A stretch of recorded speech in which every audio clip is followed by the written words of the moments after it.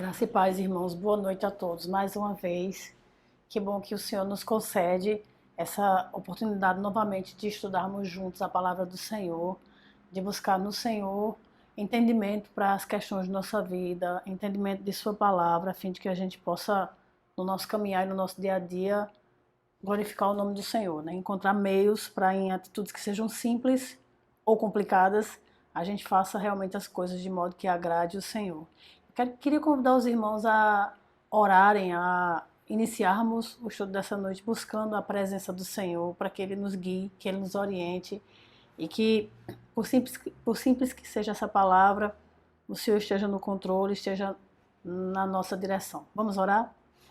Senhor, nós queremos invocar Teu nome nesse momento, Deus, te pedindo que o Senhor nos abençoe, Senhor, mais uma vez nesse culto de doutrina.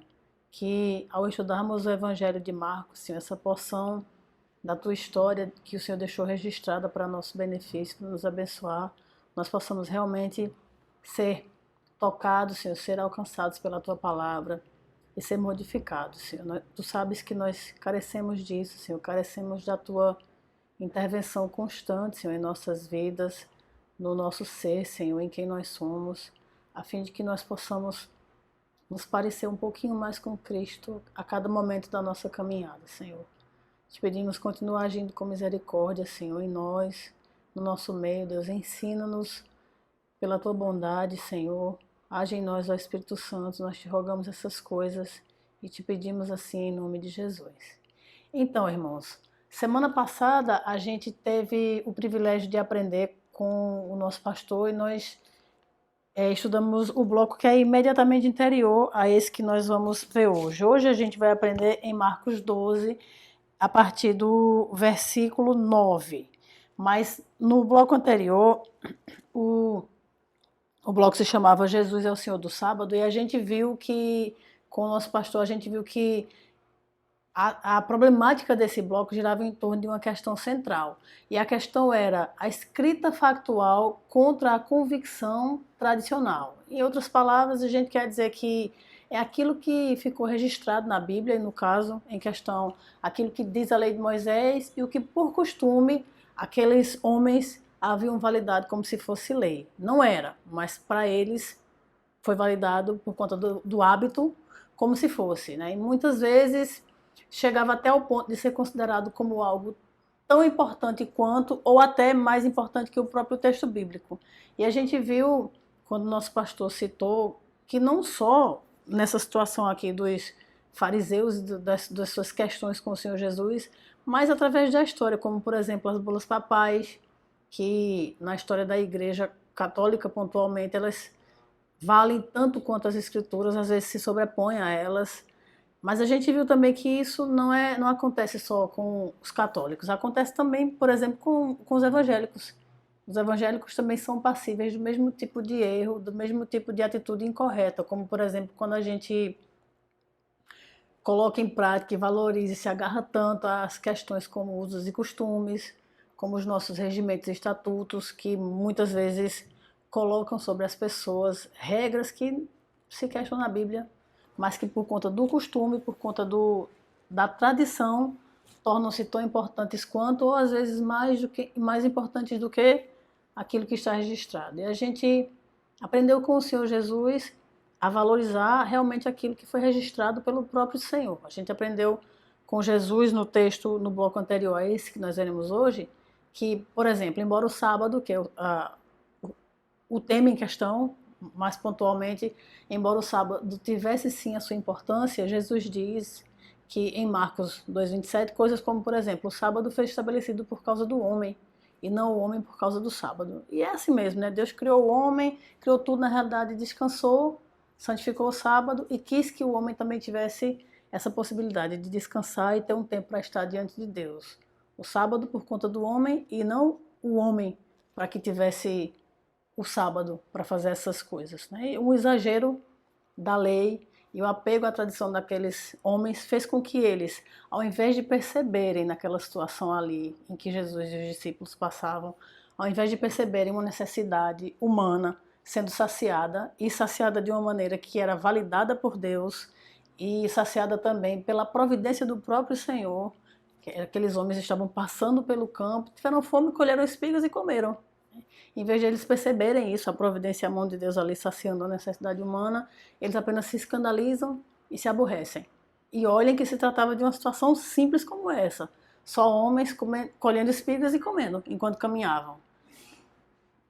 Relativamente uma bobagem. O texto de hoje, irmãos, ele possui um contexto semelhante. Dentro da mesma situação. É um corrido. Logo após o episódio visto na semana passada, acontece esse de agora, é um ato contínuo. E o texto que a gente vai ver se encontra em Mateus 12, dos versículos 9 até o versículo 14. Na minha versão, o título dele é O Homem da Mão Ressequida. E diz assim esse texto, né? A palavra do Senhor nos diz assim, dos versículos 9 ao versículo 14. Tendo Jesus partido dali, entrou na sinagoga deles. Achava-se ali um homem que tinha uma das mãos ressequidas. E eles então, com o intuito de acusá-lo, perguntaram a Jesus: é lícito curar no sábado? Ao que lhes respondeu: qual dentre vós será o homem que, tendo uma ovelha e num sábado esta cair numa cova, não fará todo o esforço tirando-a dali? Ora, quanto mais vale um homem que uma ovelha? Logo, é lícito nos sábados fazer o bem. Então disse ao homem: estende a mão. Estendeu-a e ela ficou sã como a outra. Retirando-se, porém, os fariseus conspiravam contra ele sobre como lhe tirariam a vida. Um texto curtinho, conhecido, também não é uma história que a gente nunca tenha tido contato com ela, e que coloca Jesus como eu disse anteriormente, em ato contínuo, né? Aconteceu o episódio em que os discípulos colhem as espigas e comem, e Jesus é criticado por isso, por permitir que seus discípulos violassem o sábado, mas em ato contínuo acontece esse episódio que nós acabamos de ler. E o texto inicia-se de um modo interessante. Diz que Jesus, partindo dali é aquela situação em que, aquele campo em que os apóstolos colheram espigas e comeram, mas o Senhor não vai embora, ele não sai daquela terra. Pelo contrário, Jesus entra no lugar que para eles era sagrado, que é a sinagoga daqueles homens. Ele entra no lugar onde eles se reuniam justamente para estudar aquilo que eles iam debatendo com o Senhor, que é a lei de Moisés. E o Senhor continua no ambiente daqueles homens, e a gente pode ver que a trama, na realidade, no lugar de se suavizar, ela se adensa, né? Ela fica um pouco mais complicada. Se aqueles homens eles já estavam irritados e escandalizados porque no sábado os apóstolos colheram espigas e comeram, o que é que eles haveriam de fazer ao ver Jesus realizar um milagre, curar uma pessoa? Muito provavelmente a reação seria ainda mais exacerbada. Mas, irmãos, é muito difícil, é muito complicado livrar-se de pensamentos que já estão formados, de ideias que já foram construídas, de conceitos que já estão estabelecidos em nossas vidas. Isso é algo muito complicado de fazer, né? É tão complicado que, por exemplo, a exemplo do que acontece aqui nesse texto, a gente vê que aqueles homens, eles optam por procurar uma ocasião para acusar Jesus, ao invés de passar a enxergar as coisas pela ótica que Jesus ensinou a eles, uma ótica nova, uma ótica que, na realidade, deveria ser conhecida por eles, mas estava sendo ignorada, mas de uma maneira nova, né? Um ensino que Jesus tinha trazido para eles. Eles descartam isso e, ao invés de seguirem aquilo que lhes foi ensinado, eles continuam, aliás, eles procuram ocasião para acusar quem via as coisas de um modo diferente do que eles viam. O verso 10 deixa isso bem claro quando ele diz assim, no verso 10: achava-se ali um homem que tinha uma das mãos ressequida, e eles então, com o intuito de acusá-lo, perguntaram a Jesus: é lícito curar no sábado? Eles não se importam em ver a situação por essa nova ótica, mas se importam sim em procurar situações, em procurar meios para acusar o Senhor Jesus. Na realidade, a prioridade daqueles homens ela estava invertida, né? Em lugar de eles glorificarem a Deus pela possibilidade que era real, pelo que eles conheciam de Jesus, de verem um sofredor ser liberto do seu tormento, eles estavam apenas enxergando a oportunidade de torcerem a situação, de mudarem o jeito como aquela situação estava se desenrolando para seu próprio benefício, a fim de que o ponto de vista deles fosse provado e o Senhor Jesus fosse condenado. E Jesus, sabendo de todas as coisas, mesmo depois de já ter ensinado o que ele tinha acabado de ensinar a eles, que Deus valoriza muito mais a misericórdia do que os sacrifícios, que o Senhor se importa em que as pessoas ajam da maneira correta, independente de qual seja o dia da semana. Jesus ainda insiste, ele reitera, ele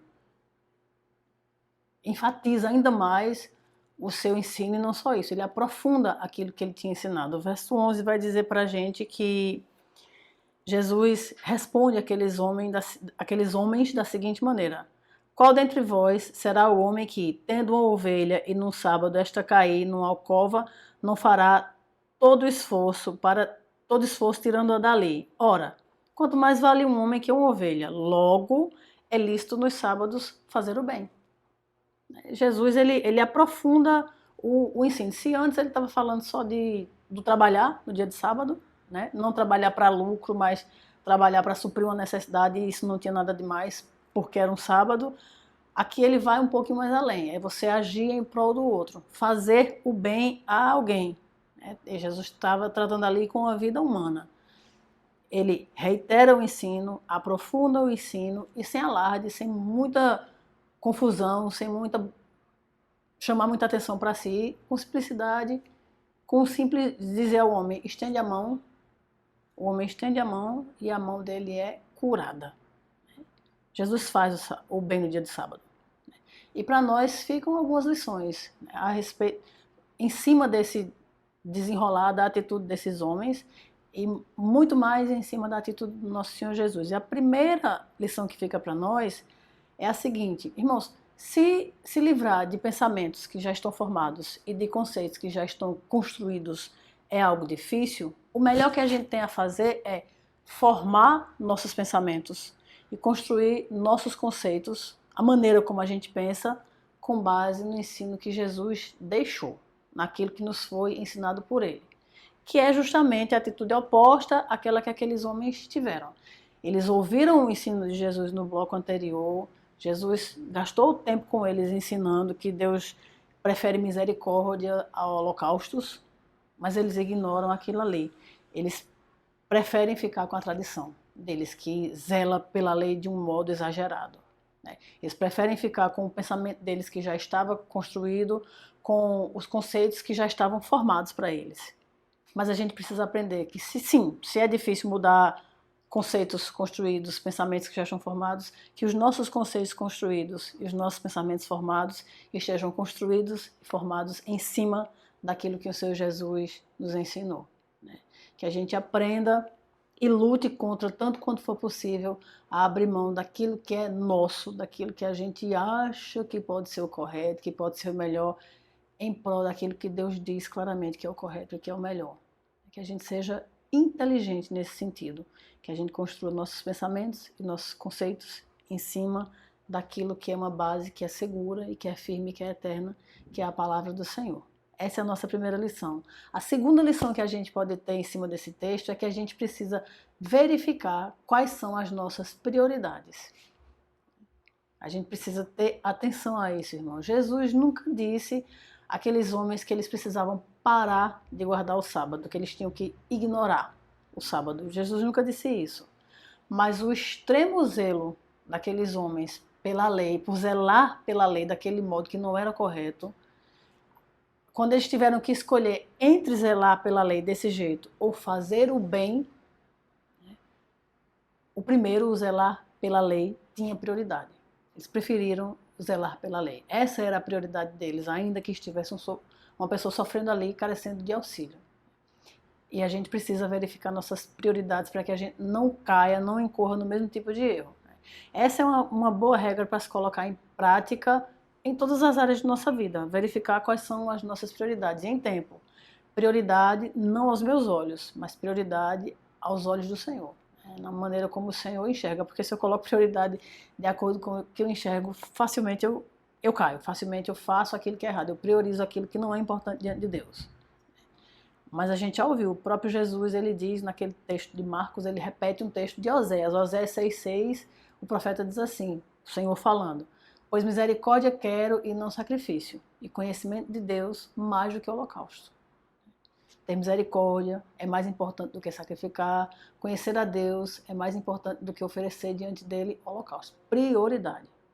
A gente vê isso também, esse mesmo conceito sendo repetido pelo profeta Samuel, quando ele fala com Saul, se eu não me engano. Ele diz, repreendendo Saul, ele diz: tem porventura o Senhor tanto prazer em holocaustos e sacrifícios, quanto em que se obedeça a sua palavra?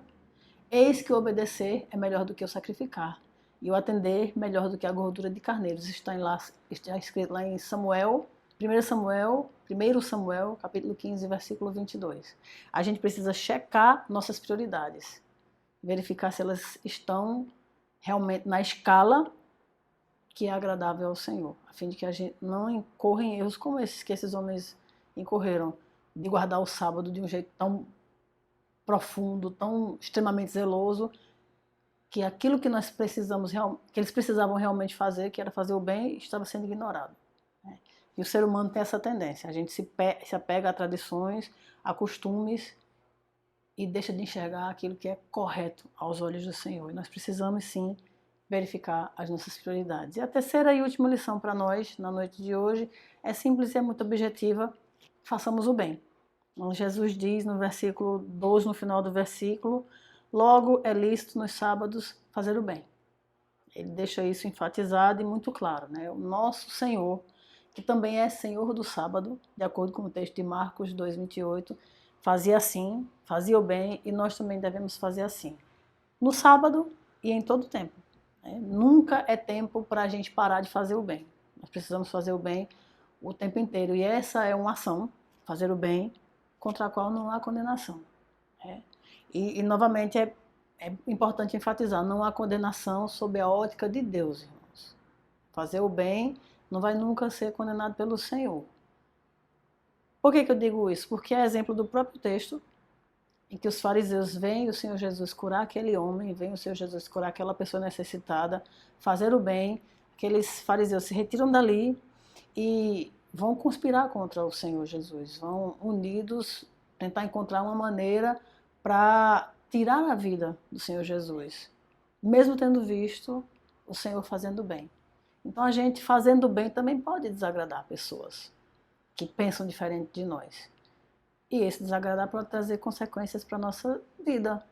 Mas o nosso maior exemplo é o nosso Senhor, que em todo tempo fazia o bem. E nós, como filhos obedientes, que imitam ao Senhor Jesus, a gente precisa fazer isso. Que no mundo, irmãos, em que a gente pode ser qualquer coisa, a gente pode escolher agir de qualquer maneira, ser qualquer coisa que a gente escolha, agir com bondade, que nós escolhamos ser bons, tanto quanto possível. Não para a nossa glória, mas para a glória do Senhor, que nós sejamos, busquemos, lutemos por ser bons, como bom é o nosso Pai. E dessa maneira a gente traga glória ao Senhor.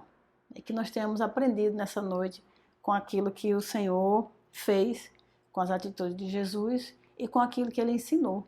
Que Ele espera que ecoe desde o tempo em que foi dito isso, embora aqueles homens ouviram e não seguiram, que sejamos nós a seguir e a atentar para aquilo que Jesus nos ensina, a cada texto de sua palavra. Amém, irmãos? Vamos agradecer ao Senhor? Deus, muito obrigada, Senhor, por falar conosco mais uma vez, por agir em nosso meio, Senhor, e por nos abençoar. Obrigada por nos ensinar de modo singelo, através de cada texto, Senhor, do Evangelho de Marcos que nós temos estudado, para nosso privilégio e por tua misericórdia, Senhor. Nós te agradecemos, Deus. Te pedimos, abençoa essa igreja para que ela seja cada dia mais fiel a Ti, e te oramos assim com o coração grato e em nome de Jesus. Amém. Amém, irmãos. Deus abençoe. Paz.